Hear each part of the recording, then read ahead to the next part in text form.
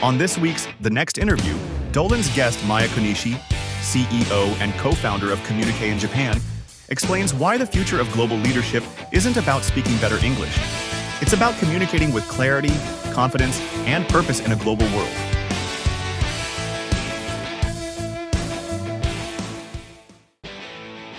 Most leaders are working harder than they need to, and they're getting less done than they should. And this is because decisions, accountability, execution still all have to run through them. That's not sustainable, and it's certainly not necessary. In Lead with Confidence, I break down how to create a team that moves without waiting for you. If that matters, grab your copy. The link's in the show notes. Now let's get to the podcast episode. Welcome to the Next Interview Show. As Liam, the announcer, mentioned when we came through that front door, I'm Doland White. I am the host of the podcast. And every week when we do the podcast, I start every podcast with one statement. I've had many conversations as the host, and I am extremely blessed to live a life where I get to have conversations with brilliant guests. And today is by no means any different. I have been waiting to have this conversation. It took us a while to get scheduled together. My fault. And but my guest today is Maaya Konishi-san. And I want to greet her officially by saying konnichiwa. And welcome to the podcast. Ikaga desu ka? Konnichiwa. There you go. And as you can tell, but with Maaya is in Japan, Tokyo to be specific. I think that's where you are, or near there. So hello from Tokyo. Right in the center of Tokyo. There you go. Perfect. Great place to be. That's on my list. I'm coming there. I will come there. I'll let you know when I'm there. Please. And then just there are 1,000 other places. First of all, it's 6:15 in the morning for you, and you're up and you have your tea or your, I don't know if that's coffee or tea that you have. Coffee. There you go. Perfect. But I'm glad that you have it. Because it's afternoon for me here in Pacific U.S., but grateful for you taking time. First of all, because it's early. Second of all, there's 1,000 other places you could be, people you could be talking to, and you're going to come hang out with me for half hour, 45 minutes. So thank you. Of course. No, it's my pleasure. Thank you so much for having me. I'm really excited to be on your show. Yeah, this will be fun. So I'm looking forward to the conversation. So I'm gonna do a little bio about you. This is the only time I really read. So if you see me looking away, it's because I'm reading. Maaya is a Japan-based communication expert and the CEO and co-founder of Communiqué, which we'll talk about, where you help professionals and organizations use English as a tool for leadership, which I really want to explore. It's not just about the language itself, but how do you use English as a tool for leadership? And you focus on confidence, cross-cultural communication, real-world application, and you equipped leaders on how to connect, how to influence, and lead more effectively on this global stage, because we are on a global stage. You're also an author, and we were just talking about the fact that we'll get to talk about new books as you write new books coming out here for the West too. But you're author of Becoming CEO, My Love of Languages, My Path to Leadership. And so that's who you are. Hopefully I didn't say anything that you didn't know. Yep. A lot that I did know about myself. But thank you so much for wrapping it up so nicely. Good. Well, welcome. I'm glad you're here. So for the guests that haven't met you yet, maybe we just take just a couple of minutes and would love to hear a little bit about we talked a little bit before we hit go. Just about your background and where you grew up and places that you've been and your path to CEO. And I would love to just have you kind of share a little bit about your journey, a few minutes about your journey and what that path looked like for you. And then why in the world would you decide to be a CEO of all things in the world? So I want to hear that answer. So. Okay. So I think in the subtitle of my book, Becoming CEO, it says my love of languages. And I think when I moved to the US when I was 5 years old, that was the first time I came in contact with the English language. And that was kind of my first learning experience, finding people that spoke a completely different language than I did, and kind of seeing people living in a completely different culture. And because my parents both are Japanese and very Japanese family. But I can remember going to the cafeteria for lunch, and all my friends had like sandwiches and like a bag of chips or like an apple. And my mother always made like a very like Japanese bento box for me for lunch. And Sure. all my friends were like, "What are you eating?" And I thought, I was like, oh, I was, even though I think my mother spent a lot of time, creating this, I just wish that my mom would just make something like what everybody else had. Oh, yeah, I yeah. didn't have to explain myself to them, like, well, this is rice and this is seaweed and this is an egg roll and all of this. Sure. But I think those experiences really made me understand like differences in language and differences in culture and how people live differently and speak differently and have different traditions and all of these things at a very young age. Right. And I realized that that was actually very fascinating, and that I slowly became proud of my Japanese heritage because my father does kendo, which is like a martial arts, and Yeah. he is like Wow. sword fighting Japanese style. And Yeah. when my father came to school, he showed his like sword and his gear. And of course, again, I was like, oh, like I can't believe my father is doing this in front of all my friends. So embarrassing. But apparently, all the boys were like, samurai, they were so excited. And Sure. finally, I was like, okay, maybe this Japanese culture is pretty cool. And so I started to appreciate more and more of my heritage, Japanese culture.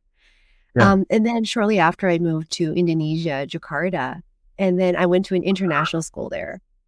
So there I learned, like people from all over the world, Australia, the US, Canada, but not only those, Western English speaking countries, but people from like India or Yeah. countries that I've never heard of. And every time I would go to their house, it's like, their parents would welcome me and they would treat me to dinner, which was like a completely another foreign food. And so I felt Yeah. like everything was kind of like a cultural trip, like all around the world, I think. Oh, so cool. So that's how I became really interested in languages and culture and kind of understanding the differences and navigating these differences, I think. And so those experiences kind of formed me into learning actually about 5 languages. So I speak about 5 different languages because I'm very interested in languages and language What? acquisition. Um, I'm writing and down 5 because I want to know what they are, but that's Oh, okay. yeah, We'll no, let me go. tell you right now. So the Chinese, Spanish, French, Indonesian, and Japanese. Wow. Yeah. That's impressive. We could have done Yeah. the podcast in Spanish if I knew that, but we'll do That the would be next for one in another Spanish. time. I'm bilingual in Spanish, so next time we'll do Oh, Spanish. There we wow. go. Wow. Wow. Wow. So, Yeah. So, it- that's kind of where, I decided that I wanted to do something in language. And I went to wow. grad school and majored in linguistics. But then you realize, okay, how am I going to, make a living off of linguistics? I Oh, learned about like how people process language in their brain and, sure. um, what happens in a bilingual person's brain, or, what are different like social linguistics and linguistic Yeah. anthropology. Um, but I was like, okay, this is not really leading me anywhere. So I decided to get a job in finance. So I was working in investment banking at Morgan Stanley in Tokyo. Wow. Yeah. And that's when I realized that you should not choose a job just because you think it pays well, because it's going to Uh, make you miserable. such good advice. Great advice. Yeah. So I think I learned a really big lesson there. But at the same time, I realized that my seniors who were really good at finance, but were not very good at English, were actually struggling when they were doing like cross-border deals, because they Interesting. felt like not confident enough to lead a meeting or go overseas for meetings, negotiations. So they would ask me, even though I didn't know that much about, you know, M&A, they'd be like, Mm-hmm. you go and talk to them. So that was a huge surprise for me, that people will become very like less confident if they can't speak the language. Sure. Sure. I get So it. I think that's when I realized that I wanted to do something about that, because I felt this is kind of one of the reasons why maybe the Japanese economy is slowing down, because people don't speak enough English. They're not confident. They're not taking challenges. They're not going abroad. So the economy of Japan is kind of just shrinking gradually. And that's when I decided to say bye-bye to finance and go into language and teaching language. Wow. That's a so you so you left. And I want to come back. One of the things I don't want to lose track of, so I'll say it now and then we'll come back to it. Yeah, There's sure. a couple of things. One of the things that I would like to just explore so we don't lose track of it is the Mhm. brain science behind multilingualism. What that Mhm. means, what's happening in the brain when you're working with someone and that conversion process is going on.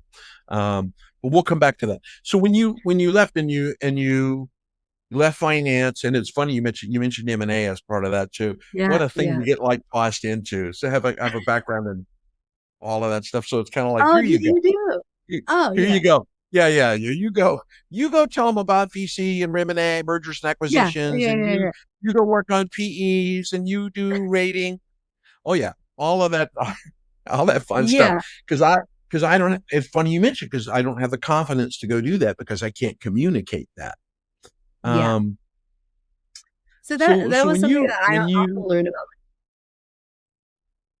well, yeah, especially when you get thrown in and it's kind of trial by fire, you got to go Yeah. and go figure it out. Which says a lot about who you are as a person to be kind of go, okay, I'll go.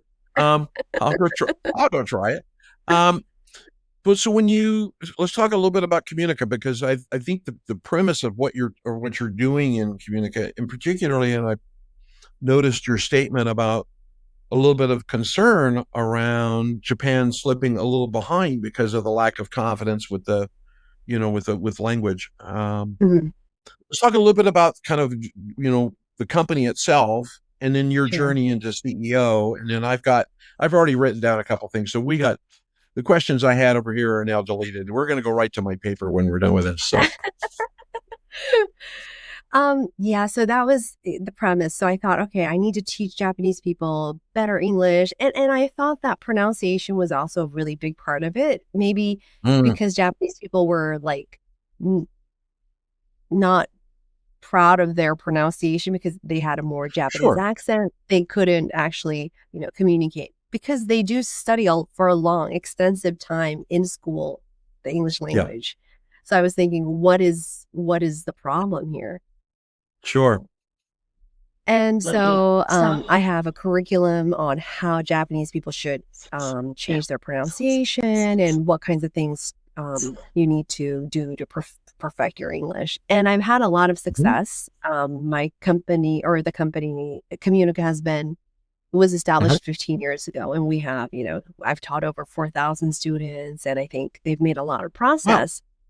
Yes, but now looking back, I'm thinking, and looking forward into what I want to do, in the coming like times, I'm mhm, thinking, is this enough? Because even though people who have better English now, better English skills now, I don't see them like taking as many challenges and like really doing what they want to do in life, but they're like, I want to learn more about other skills and other stuff. oh, And I interesting, thought maybe that skill should be leadership, and it's not more about, because they're like, oh, I want to learn more presentation skills and how to be like, have presence on sure, stage.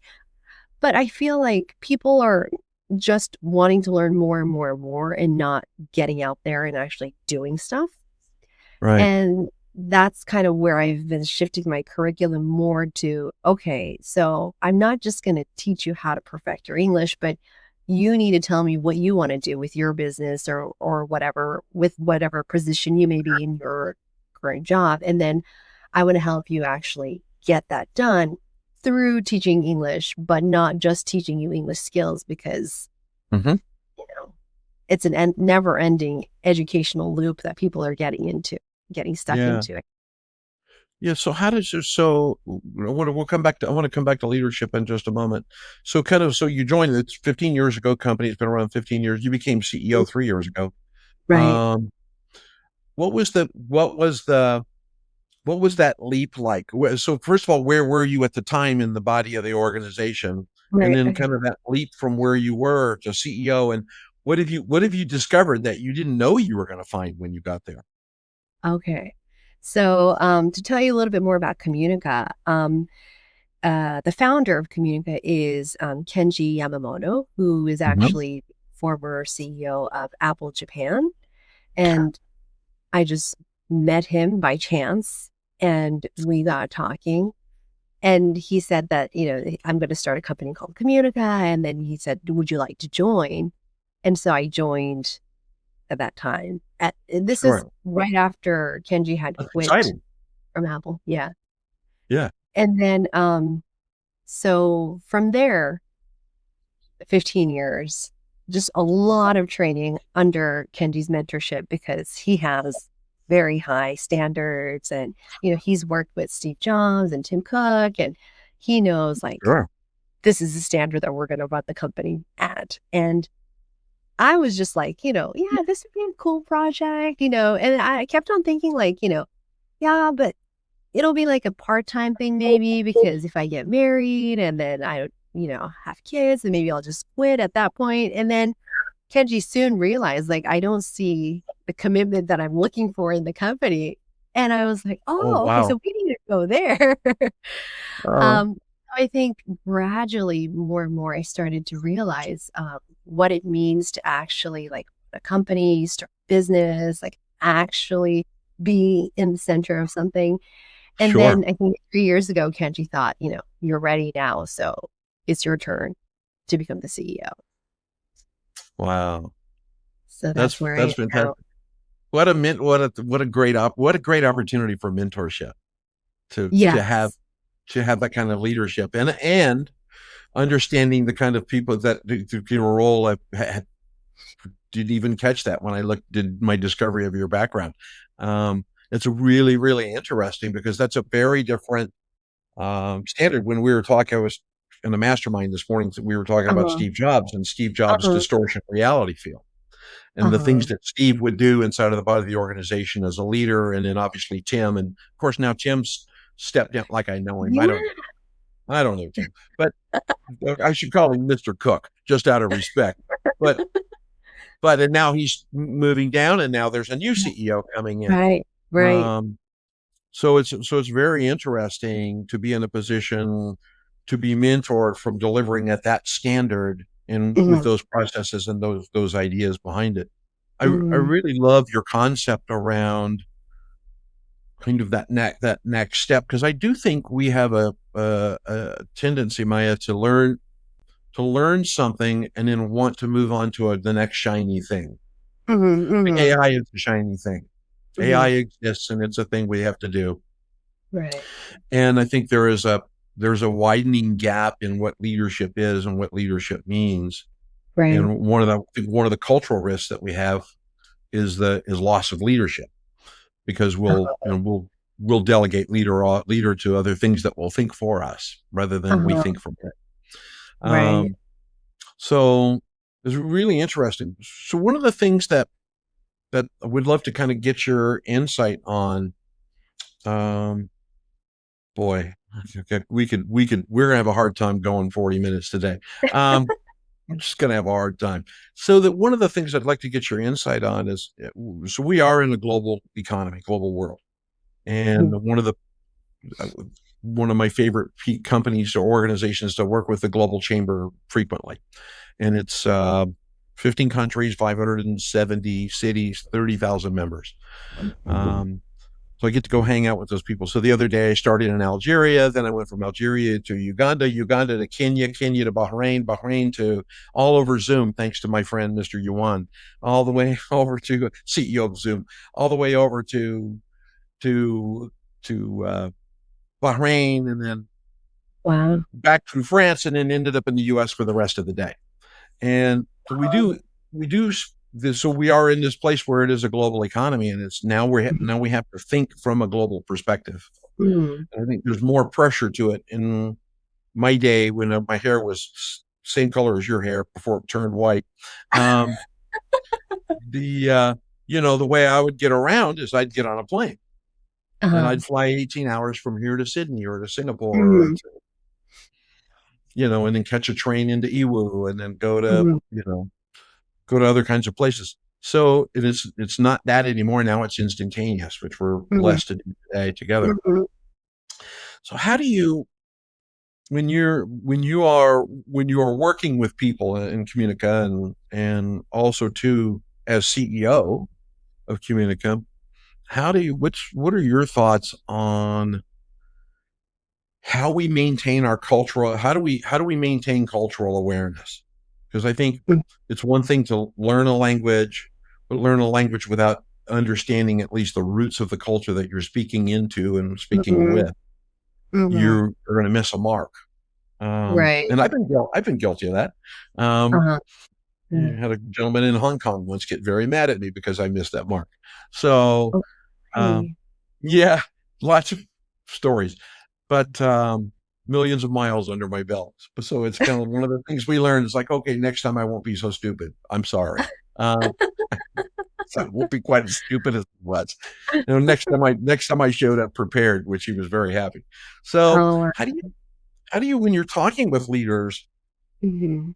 and we'll kind of get into, because as they're learning English, and I appreciate your sensitivity to pronunciation. Um, because every language, even in the U.S., we have, you lived in North Very Carolina, and multiple. we Yeah. have, multiple ways to pronounce. I'm originally from Alabama, and we talk differently in Alabama than Oh, we do in California. yes. Yes. So I speak their language. If you need somebody for Alabama, and I can speak it for you. But how do you kind of help those leaders understand Mhm. also too that it's the language and the leadership of the language, but then also kind of that cultural connection that goes into it, the meaning that comes behind it. Right. So, I think that's, there's a term CQ, which is like cultural awareness, and Hmm. a cultural quotient. So Yeah. how aware of you are of different cultures. And Hmm.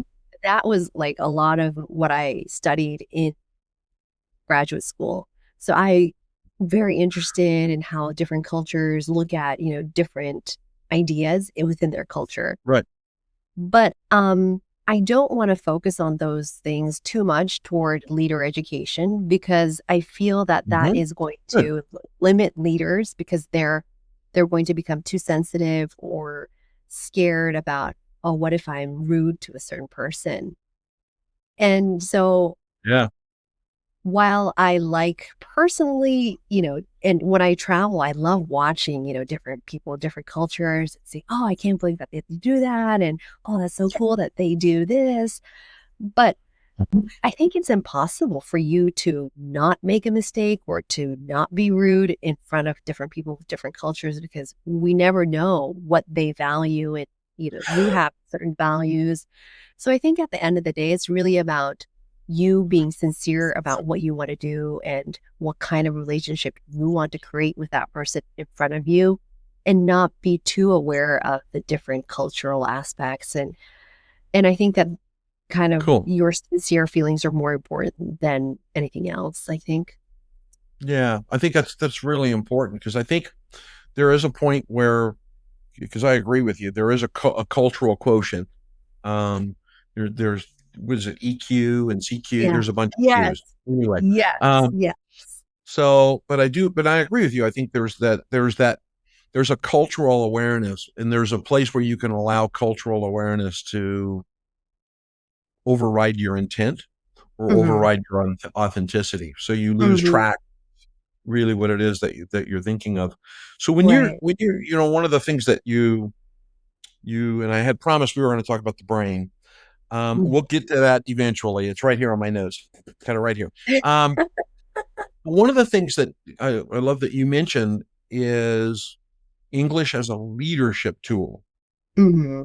let's start with kind of define what that means a little bit, and then Right. we'll kind of come around that. So I'm thinking when I transitioned into my CEO role, so I'm Uh-huh. speaking in Japanese normally, and then still speaking in Japanese, but I feel like I'm speaking a completely different type of Japanese after becoming CEO. So it's more direct. It's more like explaining to people what I want to be done. And maybe before I would have been a little bit more timid or, concerned Uh-huh. about what the other person might be thinking. But now I can feel that even though I'm speaking the same Japanese language, the way I speak, the things I convey to other people have changed drastically. So I'm Mm. thinking in that same way, if people become leaders in English. So for Japanese people, trying to speak English is already, they're trying to speak a foreign language, but then also Sure. adding a layer of leadership and English at the same time, maybe they can kind of overcome both at the same time. So it's like just become a completely new you and try talking not only in English, but also in leadership English. And then we Yeah. can do two things at once, like get to kill two birds with one stone, kind of. Yeah. Good colloquialism there. Good one. No, I think that's important. Because I do think, when I speak Spanish, right? Spanish is not Mhm, my native language, right? English is my native language. When I speak, there's a conversion process that goes on inside mhm, of my head, mhm. right? And sometimes fast. Depends upon how often I think you probably experienced that too. Depends upon when was the last time we spoke that language, Yeah, yeah. and because it could take a It little gets bit for it to rusty. come back. Yeah, Yeah. it takes a little bit to come back. It's kind of like, okay, now I'm with you. Um, Yeah. um, but as we kind of get into that, what I do like the concept that you're talking about, Maya, which is if you're going to learn the language, then apply it in that leadership manner, rather Mhm, than learning. Let me teach you the language, and then now let me teach you leadership. mhm, mhm. Rather than blend those two together, so that's a result. I think one of the things that, and correct me if I'm wrong, which you won't hurt my feelings, by the way, if you do. But but from that perspective, then, because I know one of the challenges with learning a second language is being timid or being shy, Mhm, and not you mentioned it earlier about in the finance industry with M&A, mhm. because and they were probably brilliant at what they did, Yep, but because they weren't able to communicate it at a level they thought appropriate, yep. they were timid and shy or Uh-huh. embarrassed. Right. Um, and I just sorry, I just had a momentary glimpse there to smile. Having raised five sons, took great pride, like your father, embarrassing my boys at their school periodically too. So another podcast we'll talk about that. Um, but so I'm really kind of curious as you're working with them, from a leadership perspective. This maybe this is a big question. What does that mean? How do you? Because it's one thing to learn this, to get the skill, which Mhm, includes pronunciation and definitions. And English is mhm, not an easy language, um, mhm. by any means. Um, Right, but then also then to incorporate leadership, which is that right, this can be a more subtle meaning to what you're trying to accomplish. So how do right. you kind of help that across? So, I think with the rapid rise of AI, Hmm. well, we before had to teach grammar and vocabulary intensively. Sure. It's much easier. And before I would help people, okay, this you need an S here because blah blah blah, or here you need past tense, but none of that I have to do anymore because it's like, yeah, just put that through AI and then you're going to get a good, result. So it's more Yeah. about not about these skills anymore, I think, people can help you with that easily. So then it's more, we need to focus more on what is the message that you want to convey in English rather than, I want to study English. I want to become an English speaker. It's more like, Sure. who do you want to talk to and what do you want to say to them? Let's fine tune that. And then we can, get that through AI really quickly, and then I can help you with your pronunciation. So let's just focus on what you want to say is kind of the way I'm Wow. gearing my education rather than, okay, first grammar point, or, let's focus on this. I don't have to do that anymore. So that's kind of where I'm shifting more towards leadership in English. And I love. Go ahead. purely Sorry. from educational expert point of view, I think that is where English education is headed into the future. And like old school English educational schools are going to have a hard time keeping it up because AI can do so many of the things that teachers used to do. Yeah, I would agree. I think one of the things, and it's a really really interesting concept, Maya, because it's the leveraging of both worlds. It's not so much about learning all the numbers and like when I learned Spanish, right? Mm. I had to learn it the hard way. It was my job, and I was thrown into the mix, and I was told from today on we don't speak English, and so I was like, okay. I had no idea. First, they taught me all the improper words first, which we won't say on this podcast because this is a PG podcast. But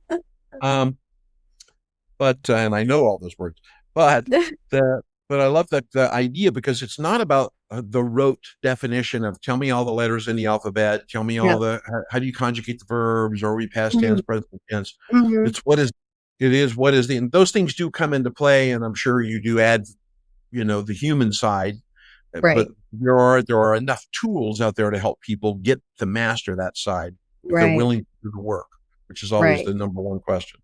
Right. But it really is about the intent. What is it that you Right. want to do with it? And I think that's always been a gap in learning languages, and Mhm. still is in a lot of cases, which is like if you go download Duolingo as an app, Duolingo. Yeah. right? Go download Duolingo. I have Duolingo on my phone because I had this inspiration to learn Portuguese for some reason. I don't know why.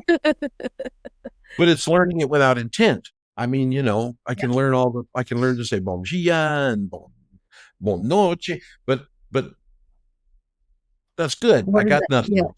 There's no Right. intent.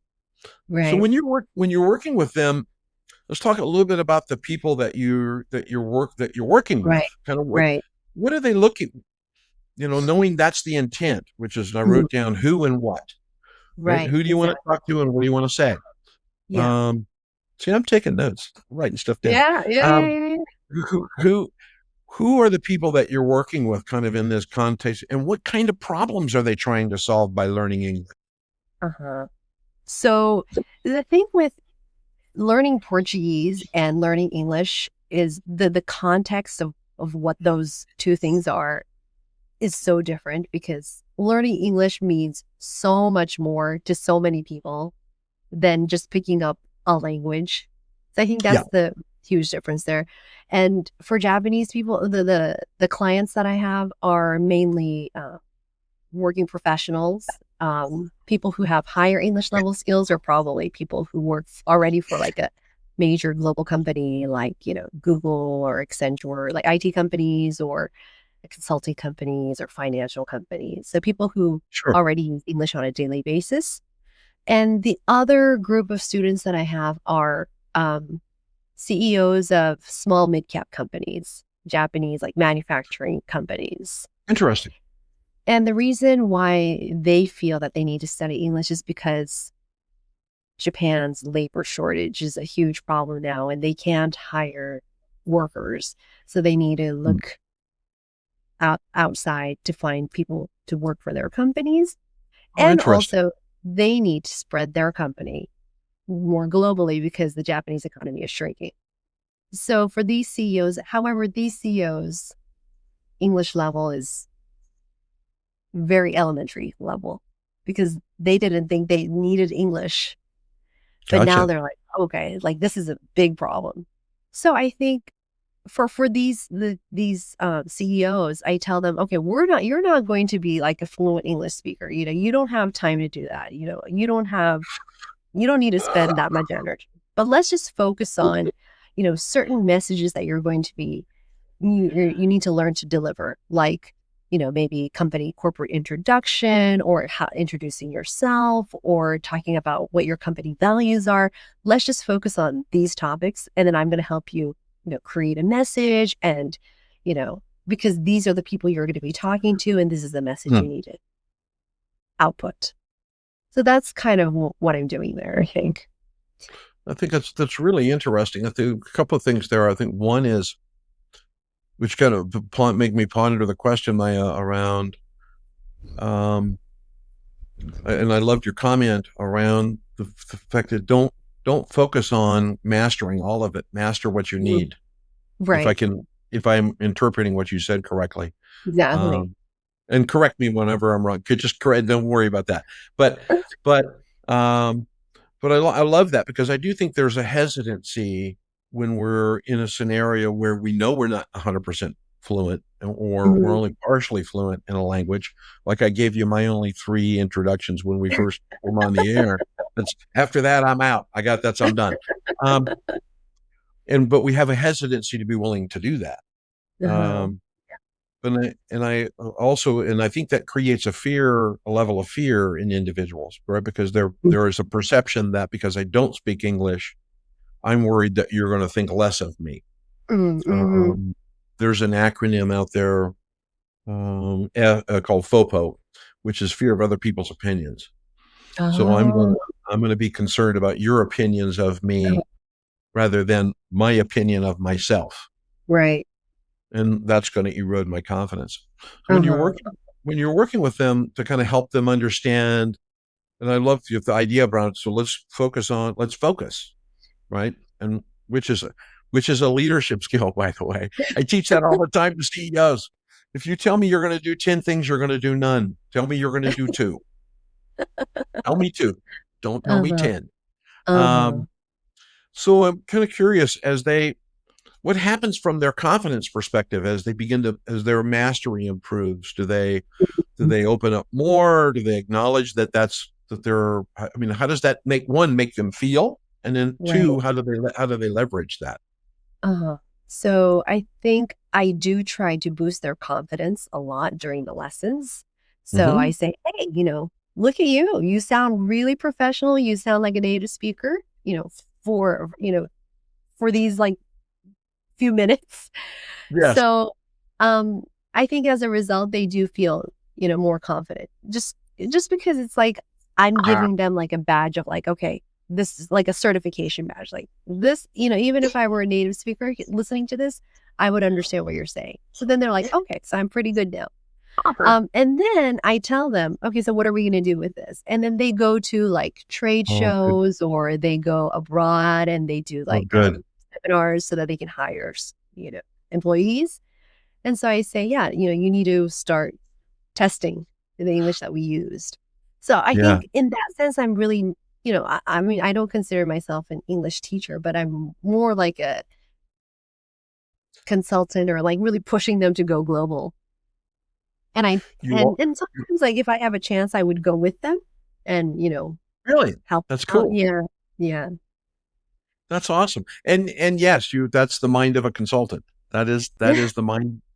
That's just to be direct, Maaya. I mean, that's the mind of the consultant. The mind of the consultant is we teach a skill and we hold them accountable. Right. Now show me you can go exercise that. Right.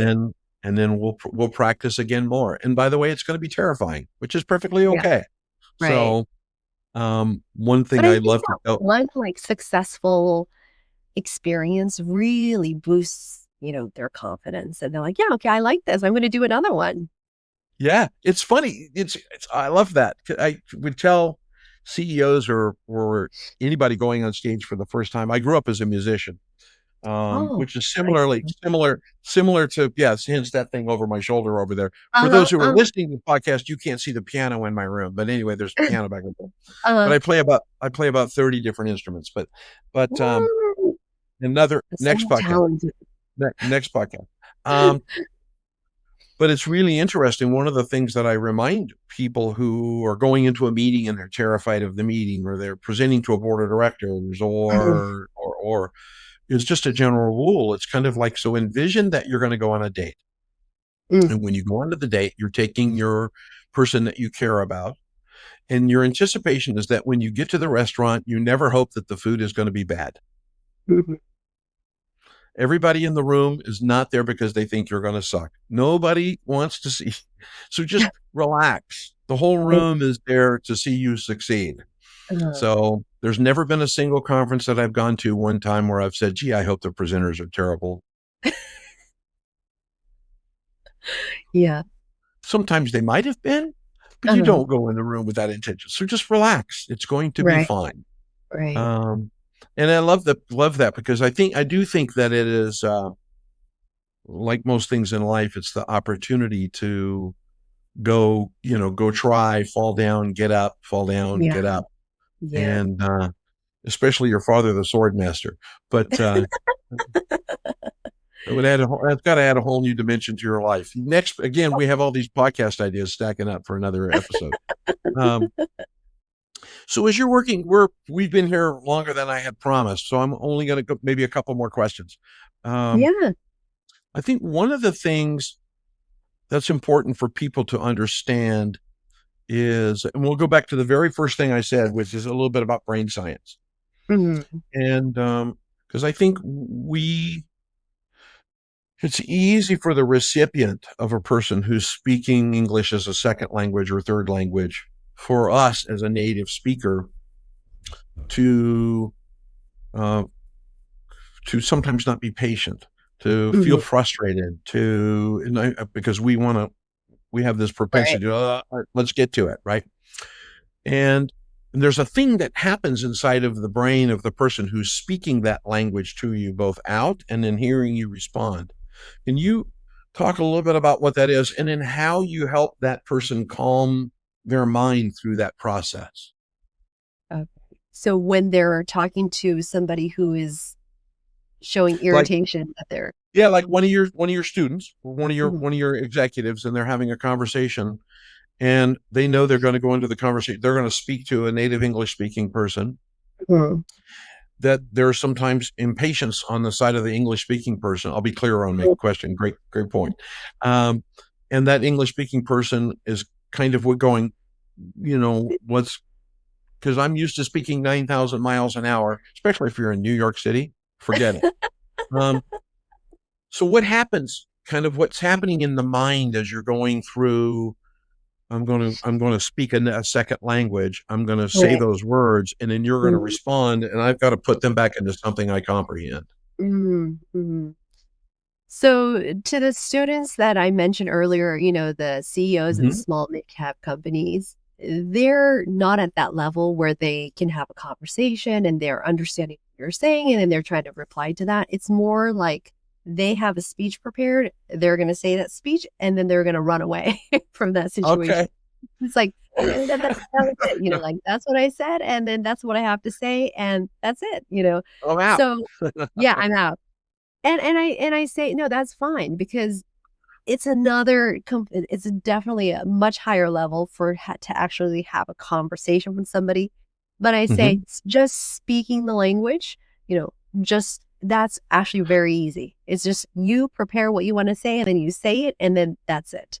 And so I Yeah. say, whatever level of English you're at now, we can do that. Like, I can take you to that stage. But then Yeah. Q&A, like, that's another thing, and casual conversation everybody says that they wanna be able to do casual conversation in English, and I say, "That's the last step." Like, don't even think that you wanna do that because you never know what's coming, and I can't help you prepare for that. So, forget about that, let's focus on what we can prepare and manage and do, and that is you having an intent and you having a clear message of what you wanna say to people and preparing 100% for that. Oh, I So love that's see again, that's leadership. That's a consult that's a Maya, that's a consultant's mind. The consultant's mind is I Ah, appreciate all of that. Let's focus. right. Yeah, And yeah, and I understand the desire and we'll get there. yeah, But for today, yeah, let's go this far.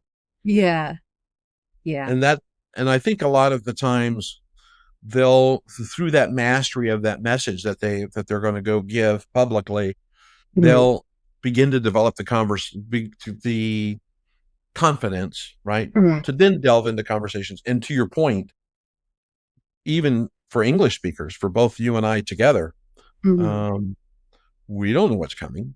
Yeah. Yeah. We just don't know. There's Yeah. a lot of things that are very reliant on interpreting, okay, what am I going to say? Yeah. So, Yeah. Yeah. and that's a different skill level. Yeah. Yeah, I love that a lot. That's very cool. And I think the brain science behind that, it Mhm. also helps them from the executive's perspective, helps them get very, very clear. Also, some other leadership things I think that come out of that is I think most business people need a, a, a fulcrum, a push to get really clear on their message. Yep. Yep. And because Right. we're inside the jar, we can't read the label because we're inside the jar. And I think that opportunity to get really clear in another language actually makes them Mhm. step back and really Right. analyze, who are we? What is my Right. message? Right. Um, so maybe last question, Uh-huh. which is, so how do you help them get clear? Yeah. That's a great question. Because as you were saying, the the amount of things that they can say is going to become very limited in English. And the amount of, and Mhm. then you have to, once we create like a speech for you, you have to memorize all of it. So you don't want to, burden yourself too much. Ah, So it has to sure. be quite short and it has to be to the point and it has to be, very clear. So I think that's why it's really, kind of back and forth between me and the client and me asking many, many times, like, is this what you mean? Like, is this what you're trying to say? Over and over. And then I think they actually realize what they wanted to say. And then I can finally understand what that means. And then we can create a mini speech together. So I think Yeah. how is really just going back and forth. And then they actually realize a lot of things about their own company and about themselves through the process. Yeah. And I think that there's an art and science to what you talk about, because there's that Mhm. art. Keep asking them those seven whys. Well, why is Uh-huh. that? And why is Right. that? Why Right. is that? Right. Um, to get them all the way down. And I think that's a huge benefit to them, because with their clarity, and same thing with you as a CEO of Communica, Mhm. with Mhm. that, when you have that absolute clarity, that instills confidence in your team. With confidence in your Right. team, they now can go take action, right? They're empowered Right. because they know what I'm doing with clarity. Right. Um, not to sorry to teach leadership at the same time. Um, but I really, really, really enjoy that. So I'm gonna I told you, I warned you at the beginning, there's no elegant way out um at this point. So I'm gonna say I want to do a couple things. The very first thing is listeners, as you listen to this podcast, please go back and listen to the podcast again. And when you listen to the podcast, listen to it at 1x. Don't 1.25 or 1.5, whatever you're listening to, listen to it at normal speed. One of the things that's very, very important, I think, for us today in the world is a couple of things. And one thing you leaned in on, Maya, that I really enjoyed that you brought up, and I didn't allow myself to go down that rabbit hole, um, is the conversation around AI. Mhm. Recognize, leaders, that there are tools that can do things that allow you to move to a level you couldn't be at before. So Right. learn how to leverage the tools. And I loved Mhm. your conversation around leverage. You can just use AI to do, predicates and adjectives and, where am I putting the Right. commas or semicolons? Right. Or you can read it, but there's a good book about there called Eat, Shoots, and Leaves, but that's another podcast yet.